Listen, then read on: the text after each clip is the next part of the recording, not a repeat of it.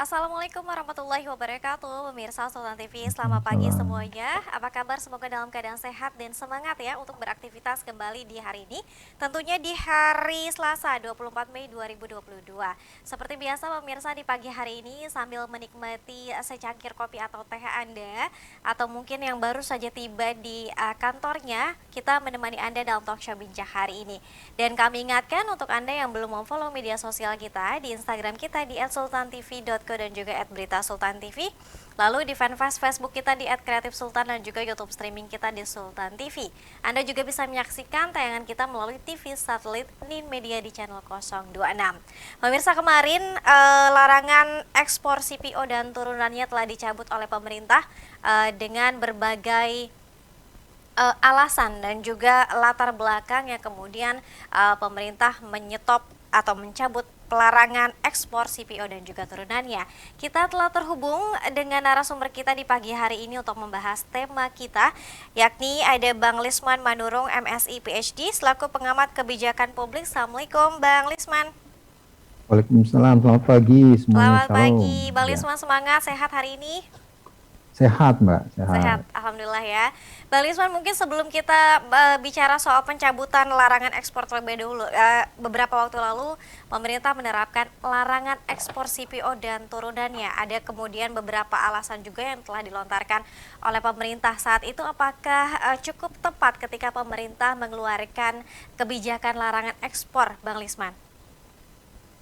Iya, jadi eh, para pendengar semuanya, Mbak Dea tentunya, eh, kita menghadapi problem sebetulnya ketika larangan itu diterapkan, ya. Ceritanya begini, jadi CPO itu singkatan dari crude palm oil atau minyak mentah yang dihasilkan dari sawit, ya kan? Nah, kemudian yang menjadi masalah adalah sawit itu melekat pada tandan buah segar namanya itu. Jadi semacam bola itu loh yang dia dalam gambar sering kita lihat ya. Dan itu tidak semata-mata produk biasa, tetapi keringat petani luar biasa di situ. Karena itu buah itu kalau tidak terlatih mengambilnya dari pohon itu nggak akan dapat. Jadi saya pernah coba-coba nggak bisa, sama sekali nggak bisa, karena dia harus dikait dan kemudian ketika mengaitnya itu tariknya seperti apa dan nanti semacam bola atau semacam buah durian lah lebih besar, ukurannya 3 sampai 7 kilogram itu bisa ditarik dan jatuh, ya kan? Itulah namanya TBS. Jadi tandan buah segar. Jadi buah sawit itu sebesar bola pingpong atau lebih itu melekat pada buah ini, pada tandan ini. Nah, tandan tersebut ketika dibawa sampai ke pabrik itu sebagian besar nilainya adalah upah buruh. Ya, upah buruh kenapa? Karena petaninya itu sangat menikmati hidup kalau sudah punya kebun agak luas. 5 hektar itu sudah bisa sambil bersepeda, menonton dan pulang. Kenapa? Karena sawit itu panen setiap 27 hari. Dan dia tidak perlu panen lagi karena banyak buruh yang bersedia mengambilnya. Tetapi pertanyaannya adalah, kenapa jadi kacau balau kayak gini? Karena normalnya harganya itu sekitar 2.000 Per per satu kilogram. buah, oh Ya. per kilogram, oke. Per tandan ya, jadi tandannya itu dihitung semua di total per kilogramnya itu nilainya 2.000 kan. Nah, mereka itu sekuat-kuatnya bekerja pada hari normal itu mendapat upah sekitar 130 sampai 200 ribu ya. Itu sudah semua tenaga dikeluarkan. Itu harga normal. Tetapi ketika pemerintah mengumumkan akan melarang ekspor, ya, tandan buah segar yang dimasukkan di pabrik ini ya, yang ini dan kemudian di pabrik berubah menjadi CPO, itu berubah dari 4 kilogram TBS menjadi hanya 1 kilogram CPO, ya. Ya. Jadi minyak encer tapi belum bisa diminum atau bisa dimanfaatkan. Nah, untuk menjadi minyak goreng, dia dibersihkan kembali, diolah sehingga setiap 1 kilogram hanya menghasilkan 70%, ya kan? CPO. Nah, mata rantainya kan begitu nih. Nah, sedangkan CPO itu ditujukan ekspor, terbanyak pada ekspor. Tetapi untuk minyak goreng hanya sedikit saja, ya tidak banyak. Pertanyaannya adalah ketika harga berubah itu bukan di Indonesia. Harga berubah kan internasional ini, ya. Ibaratnya kita punya kebun mangga di kampung. Harganya berubah-ubah di luar negeri yang nggak ada dampaknya ke kita kalau nggak diekspor kan. Jadi nggak dia bilang sama tetangga, mangga berapa sekarang? Udah 7.000 1 kilo loh. Kemarin kan 3.000, di luar negeri kan 7.000. Memang keluar negeri apa gitu? Ini kan kamu beli sendiri kok naik sendiri, luar negeri lah kan gitu ya.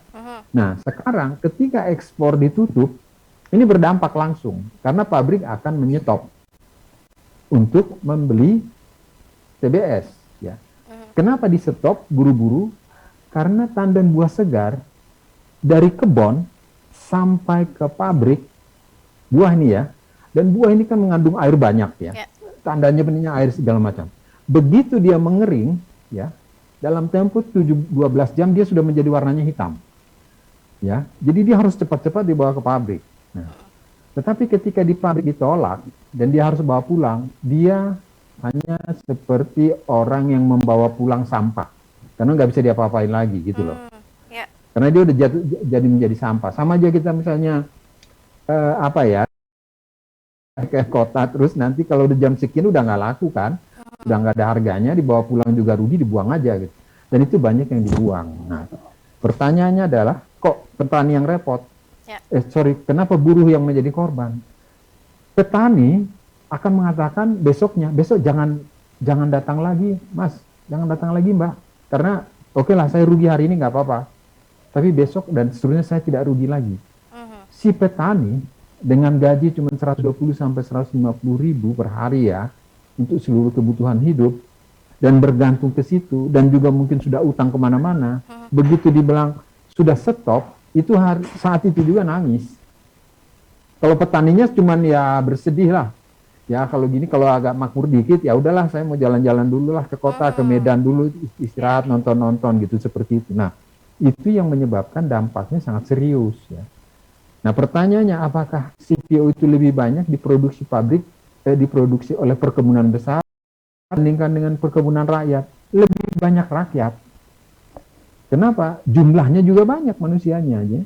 Jadi di Kalimantan, di Sumatera, di sebagian Sulawesi, itu orang bekerja di situ itu luar biasa banyak. Jadi kalau ada orang yang dari Jawa kerja ke Kalimantan, kalau ada 10 orang, itu 8 orang itu bekerja ke situ.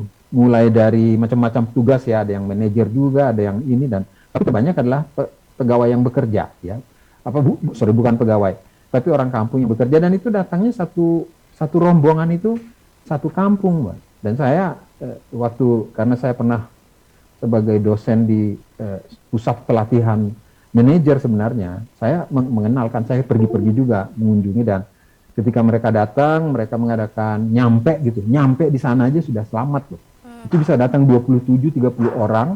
Itu saya ikut bareng-bareng itu untuk menerima mereka, ngopi sebentar pagi-pagi gitu. Akan begitu tergantungnya mereka terhadap pekerjaan itu. Nah, di situ masalahnya. Itu yang menjadi pokok masalahnya, bukan yang lain-lain. Tetapi ini kan 17 juta mereka ini kan nggak bisa menceritakan apa yang terjadi pada diri mereka, hanya bisa bersedih, nangis, atau pulang, gitu loh. Tapi Bang Lisman, hal yang menarik ketika pemerintah sempat mengumumkan menyetop ekspor CPO dan turunannya, ini bukan inginnya sih menstabilkan harga minyak goreng dan CPO yang ada di tanah air, kemudian juga mungkin memperbaiki stok dan lain sebagainya, tapi justru malah yang berimbas pada para buruh dan petani ya, Bang Lisman. Betul, karena karakteristik produksinya, proses produksinya, dan sifat-sifat dasar yang rentan gitu ya.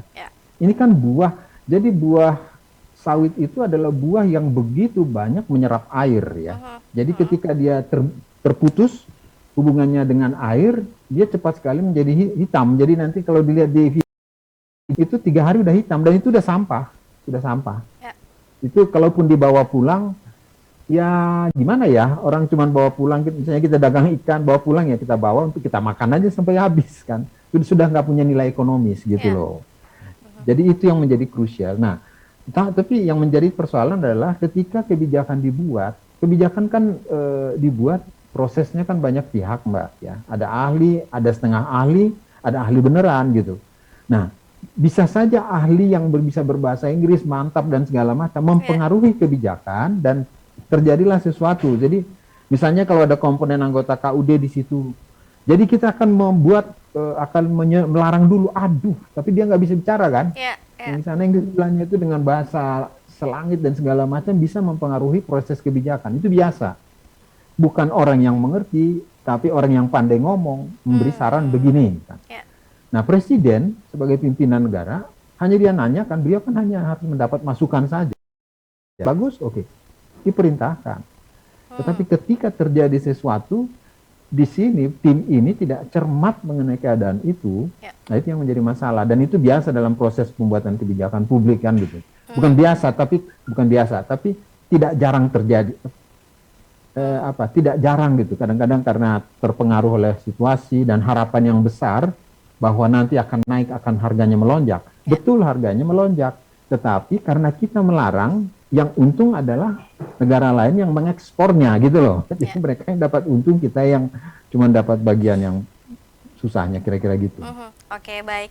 Dan kemudian kemarin pemerintah sudah mencabut larangan ekspor CPO dan juga turunannya.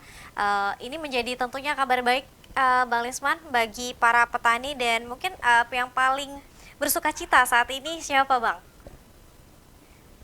Yang paling bersukacita ini adalah petani. Petani sukacitanya bukan hanya karena harganya naik, bukan karena pulih harga itu ya, tetapi mereka sudah sedemikian lama ya bekerja di situ dan penghasil devisa terbesar sejak 10 tahun yang lalu, devisanya sudah besar, terus naik, tetapi kehidupan mereka tidak ikut naik. Nah, jadi dalam pandangan saya bukan bersyukur bahwa ini terjadi ya, tetapi ketika ini naik sampai pimpinan puncak negara ya, ini menjanjikan. Apalagi sepertinya Pak Presiden kita ini kan kalau sudah menyangkut derita orang-orang susah, beliau sudah langsung terpengaruh gitu ya. Nah, beliau mengambil keputusan dan sebetulnya kalau bisa minta maaf, saya yakin beliau akan minta maaf kepada mereka, mengunjungi mereka, karena beliau belum tentu diberikan masukan yang persis ya. Ya seperti yang tadi, banyak ahli yang di sebelahnya itu boleh begini dan begitu ya. Nah sekarang buktinya kan harus dicabut ya. Dan itu kalau kita bilang, nah itu presiden salah. Enggak bisa. Karena presiden tidak hanya berada pada orang menteri-menteri yang dengan mudah bisa Nah, Mbak Dea udah tahu kan, nggak sembarang beliau bisa marahin menteri-menterinya ini. Nah, jadi ya serba susah kalau kita bilang beliau, marahin aja gitu kan. Ya, itu namanya pura-pura nggak tahu tuh orang yang memprotes seperti itu kan ya. Karena lain dengan di negara lain mungkin itu bisa satu komando ya. Kita kan enggak. Ya nggak usah dibahas lah kalau kita udah tahu lah gitu. Baik.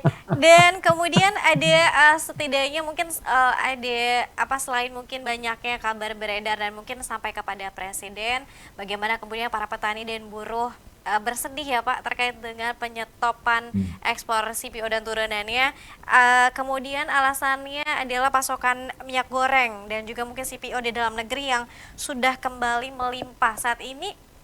Menurut Bang Lisman sendiri, berapa kira-kira stok yang sudah dimiliki oleh Indonesia dengan stok melimpah ini kan menarik lagi nih, stok melimpah tapi harganya juga ini tidak kembali turun, Bang Lisman. Begini, jadi itu tergantung pada cara kita atau cara siapapun untuk melihat masalahnya. Ya. Kalau dari sisi produksi ya, produksi minyak goreng, karena seluruh bahan untuk minyak goreng ini adalah di kampung kita gitu loh ya, di negeri kita. Tetapi kemudian terjadi gejolak harga besar-besaran di luar negeri, sebetulnya dari segi komponen biaya nggak ada masalah di kita membuat harga itu murah, ya kan Mbak? Ya. Sama aja kayak saya sekarang, jualan yang saya bilang tadi, saya jualan mangga. Saya bilang ada yang mau beli, sekarang naik berapa? 7.000. Loh kenapa? Karena di Malaysia sudah 7.000. Ya, emang di Malaysia kamu hidupnya kan gitu. Ya kalau mau beli, beli. Kalau enggak, ya udah. Ya, Jadi berantem kan. Tetapi kalau realnya tidak ada pengaruh. Sekarang oke. kita lihat ya, TBS itu kan per kilonya 2.000. Ya, diolah menjadi CPO tinggal seperempat. Berarti kan dikali 4 harganya ya. Mm-mm. 4 kali 2.000. Ya, 8.000 udah CPO nih. Ya. Sorry, ini udah CPO. Kemudian hanya 70% yang bisa digunakan ya. Berarti katakanlah 10.000. 10.000 itu. Dari 10.000 nilai realnya ini. Gitu loh. Tetapi namanya dagang ya. Kalau saya juga dagang, kalau ada yang nggak tahu ya sungguh mati. Saya sudah kalau jual 14.000, aduh saya udah nggak dapat apa-apa gitu.